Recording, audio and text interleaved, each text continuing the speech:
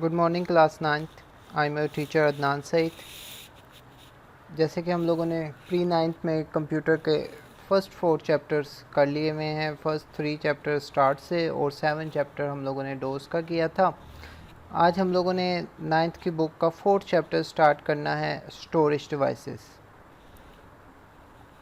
भाई computer storage devices ऐसी devices होती हैं जिनके अंदर हम लोग डाटा को स्टोर करते हैं। अब लाजमी सी बात है, कंप्यूटर ने लार्ज अमाउंट ऑफ डाटा को प्रोसेस करना होता है, एग्जीक्यूट करना होता है, तो कोई ना कोई स्टोरेज डिवाइसेस उसके पास होनी चाहिए जिसको वो डायरेक्ट असेस कर सके या इनडायरेक्टली असेस कर सके, उसके ऊपर प्रोसेसिंग करवा सके, उसके बाद प्रोसेसिंग किए हुए डाटा को कहीं पे स्टोर कर सके, आंसर्स को रखवा सके, अपने पास परमानेंटली रखवा सके। तो इस काम के लिए हमारे पास 2 तरह की स्टोरेज डिवाइसेस हैं।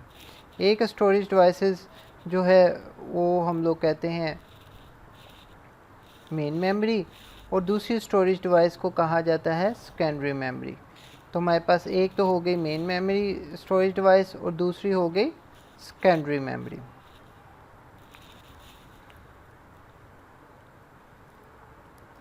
मेन मेमोरी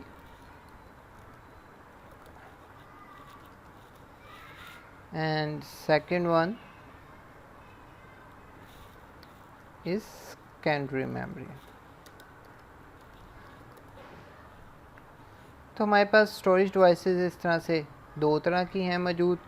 इन दोनों के ज़रिए ही हम कंप्यूटर के अंदर डाटा को स्टोर भी करवाते हैं और प्रोसेस भी करवाते हैं। ज़्यादातर इस्तेमाल जो CPU जिसको डायरेक्ट असेस करता है वो हमारे पास होती हैं मेन मेमोरी। तो मेन मेमोरी के बारे में डिस्कस करने से पहले मैं आपको बताता चलूँ कि मेन मेमोरी हमारे पास 2 तरह की हैं। एक को हम लोग रैम कहते हैं और दूसरी को रोम कहा जाता है। मेन मेमोरी कंप्यूटर के अंदर हम लोग जब भी प्रोग्राम को स्टोर करवाते हैं एग्जीक्यूशन के लिए, तो कभी भी सेकेंडरी स्टोरेज से एग्जीक्यूशन नहीं की जाती। सेकेंडरी स्टोरेज से मेन मेमोरी में आती है and after that main memory से उसकी एग्जीक्यूशन की जाती है।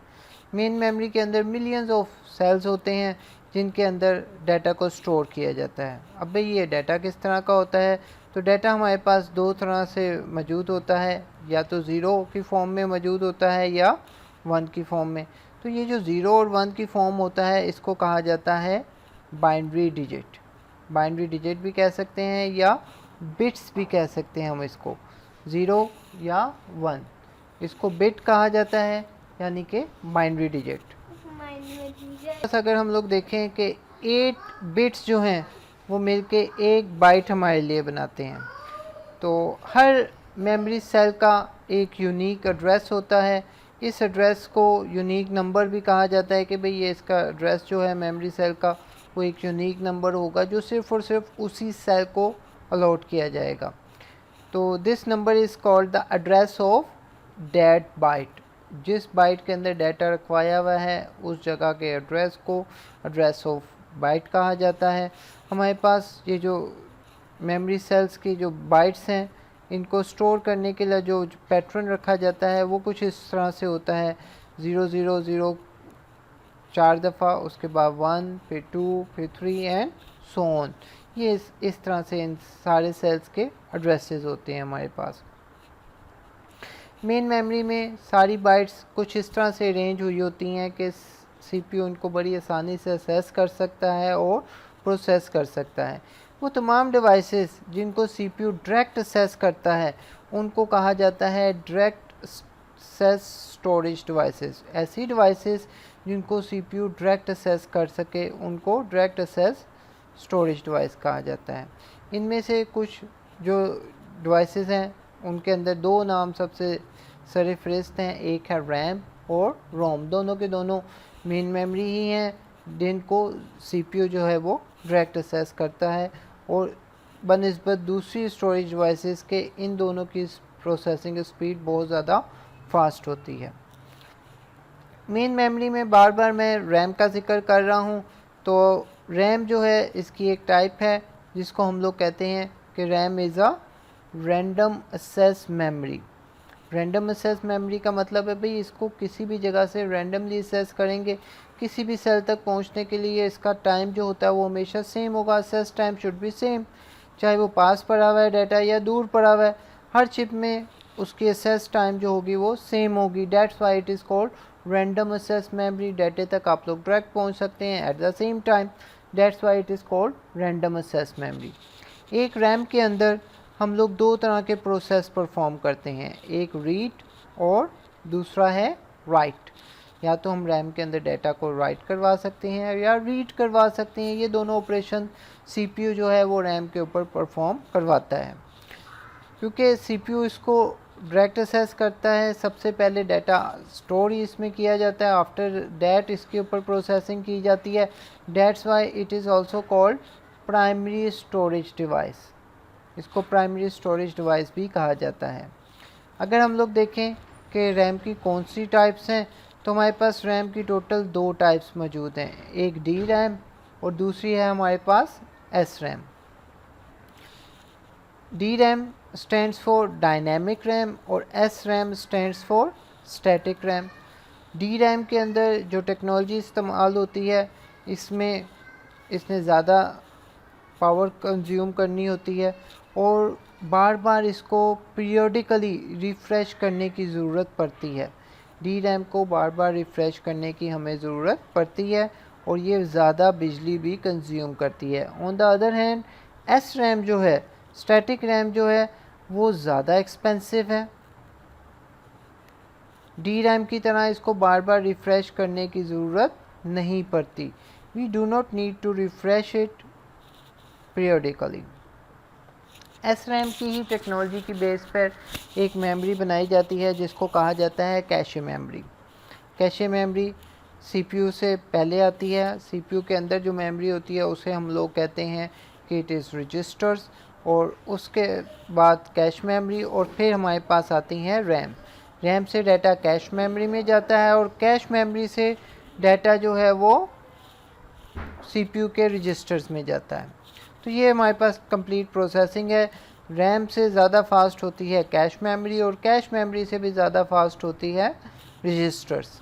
तो ये हमारे पास कंप्लीट एक डायग्राम बनी हुई है जिसके अंदर क्लियरली शो किया जा रहा है कि भाई हमारी हार्ड डिस्क होती है, इस हार्ड डिस्क से डाटा जो है वो किधर जाएगा, सबसे पहले रैम में जाएगा, फिर आफ्टर डैट रैम से वो डाटा जाएगा कैश मेमोरी के पास, और फिर कैश मेमोरी से वो डाटा सीपीयू के रजिस्टर्स में जाएगा, और फिर वहाँ से सीपीयू उनको पिक करके एग्जीक्यूट करके वाइस वर्सा इसी तरह बिल्कुल ऑपोजिट डायरेक्शन में डाटा वापस भी आएगा सीपीयू से कैश मेमोरी में, कैश मेमोरी से मेन मेमोरी में, और आफ्टर डैट मेन मेमोरी से हार्ड डिस्क में स्टोर हो जाएगा। अगर मैं रैम के कुछ करैक्टरिस्टिक्स देखूं तो मेन जो करैक्टरिस्टिक्स हैं उसके सबसे पहले करैक्टरिस्टिक्स है इसका कि RAM is called volatile memory. एक ऐसी मेमोरी जिसकी अगर पावर कट ऑफ कर दी जाए तो उसके अंदर जितना भी डाटा मौजूद होगा वो रेज हो जाएगा, ख़त्म हो जाएगा, नए सिरे से सारा आपने उसको यूज़ करना होगा। तो इट इज़ क्लियर कि RAM is a volatile memory. जब भी कंप्यूटर को शट डाउन करेंगे रैम के अंदर जितना भी डाटा होगा वो सारा ख़त्म हो जाएगा। इसकी बेस्ट एग्जांपल है जब आप कोई गेम खेल रहे होते हैं और अचानक से लाइट चली जाए तो आप दोबारा से स्टार्ट से उस गेम को प्ले करेंगे, जिस मर्ज़ी लेवल पे आप हों वहाँ से वो दोबारा प्ले रिज्यूम नहीं करेगा, क्योंकि आपको पता है कि गेम पहले रैम में लोड होती है उसके बाद एग्जीक्यूट हुई थी, डेट्स वाई वो दोबारा स्टार्ट से शुरू होगा।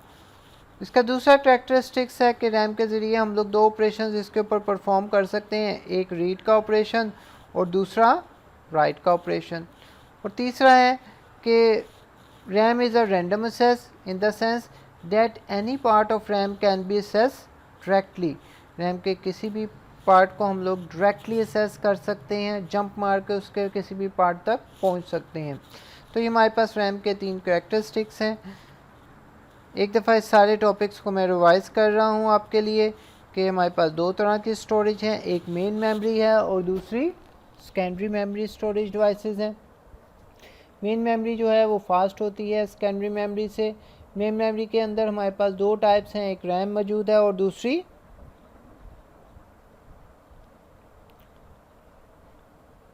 रोम मौजूद है।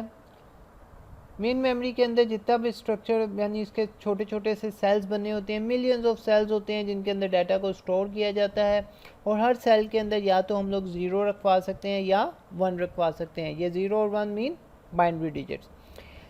8 बिट्स मिलकर एक बाइट बनाती हैं, और सारे जितनी भी हमारे पास मेन मेमोरी के सेल्स हैं इन सब का यूनिक एड्रेस होगा। इसको एड्रेस ऑफ अ बाइट भी कहा जाता है। ये एड्रेसेस शुरू होते हैं 0000 से, और इस तरह से सोन मूव करते जाते हैं। फिर हमारे पास आ जाता है word direct access storage device. भाई मेन मेमोरी को सीपीयू डायरेक्ट एक्सेस करता है, that why it is called direct access storage device. हमारे पास मेन मेमोरी का फर्स्ट जो पार्ट है, जो टाइप है, वो है RAM. RAM stands for random access memory. It is also called a primary storage devices. It's can perform 2 operation, read and write. भाई या तो आप इसके ऊपर रीड कर सकते, या इससे डाटा रीड करवा सकते हो, या इसके ऊपर डाटा राइट कर सकते हैं। रैम के हमारे पास 2 टाइप्स हैं, एक डी रैम है, दूसरी एस रैम है। D RAM stands for dynamic RAM and S RAM stands for static RAM. D RAM जो है वो स्लो है, एस रैम फास्ट होती है। डी रैम को रिफ़्रेश पीरियडिकली करना पड़ता है, एस रैम को बार बार रिफ़्रेश करने की ज़रूरत नहीं पड़ती। डी रैम जो है वो सस्ती होती है, जबकि एस रैम जो है एक्सपेंसिव होती है। एस रैम की टेक्नोलॉजी के ऊपर ही एक मेमोरी बनाई जाती है जिसको हम लोग कहते हैं कैशे मेमोरी। अगर हम लोग सीपीयू के हिसाब से स्पीड को देखें तो सीपीयू के हिसाब से सबसे ज़्यादा स्पीडी थिंग जो है, उसके सबसे ज़्यादा स्पीड वाली मेमोरी जो है वो रजिस्टर है जो सीपीयू के अंदर मौजूद होते हैं। फिर कैश मेमोरी आती है, और फिर मेन मेमोरी आती है तीसरे नंबर पे।